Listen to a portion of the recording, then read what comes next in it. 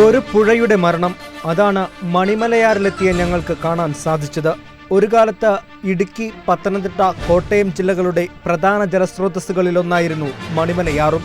എന്നാൽ ഇന്ന് വരൾച്ചയുടെ പിടിയിലമർന്ന് മരണത്തോട് മല്ലടിക്കുകയാണ് ഈ ആറും. 20 അടിയോളം വെള്ളമുണ്ടായിരുന്ന ഇവിടെ 2 അടി വെള്ളം പോലും ഇപ്പോൾ ഇല്ല. മനുഷ്യന്റെ ജീവിതശൈലിയിലുണ്ടായ മാറ്റം ആഗോളതാപനത്തിലേക്കും കാലാവസ്ഥാ വ്യതിയാനത്തിലേക്കും വഴിവെച്ചപ്പോൾ വേനൽ അതിന്റെ രൂക്ഷമുഖം പുറത്തെടുത്തു. അങ്ങനെ മണിമലയാറും വറ്റിവരണ്ടിരിക്കുന്നു. സമീപ പ്രദേശങ്ങളിലെ പ്രധാന കുടിവെള്ള സ്രോതസ്സായ മണിമലയാർ വറ്റിവരണ്ടതോടെ കുടിവെള്ളവും ഈ നാട്ടുകാർക്ക് കിട്ടാക്കനിയായി. നാട്ടിലിപ്പം തൊട്ടടുത്ത് കിടക്കുന്നവർക്ക് പോലും ഒരു കുടിവെള്ളമില്ല. അല്ല, അതിൻ്റെ പ്രതിസന്ധികൾ ഇതൊക്കെ തന്നെ.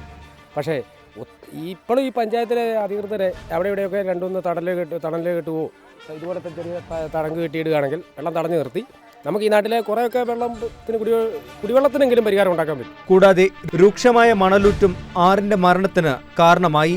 ആറ്റിലെ ജലനിരപ്പ് താഴ്ന്നതോടെ സമീപത്തെ കിണറുകളും കുളങ്ങളും വറ്റിവരളാൻ തുടങ്ങി.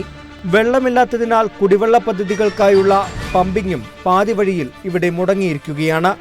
മണിമലയാറിന്റെ ഈ ദുരവസ്ഥയാണ് പുണ്യനദിയായ പമ്പയിലേക്കും വെള്ളമെത്താത്തതിന്റെ കാരണം.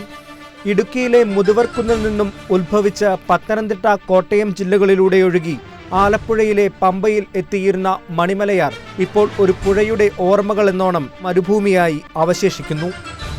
ഞാനിപ്പോൾ ഇരിക്കുന്നത് കോട്ടയം, പത്തനംതിട്ട ജില്ലയുടെ അതിർത്തിയിലുള്ള മണിമലയാറിന്റെ നടുവിലാണ്.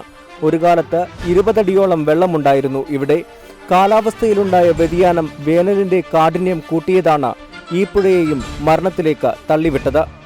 ക്യാമറമാൻ ജിത്തുവിനോടൊപ്പം Toby Johnson, Kerala Vision, Kottayam.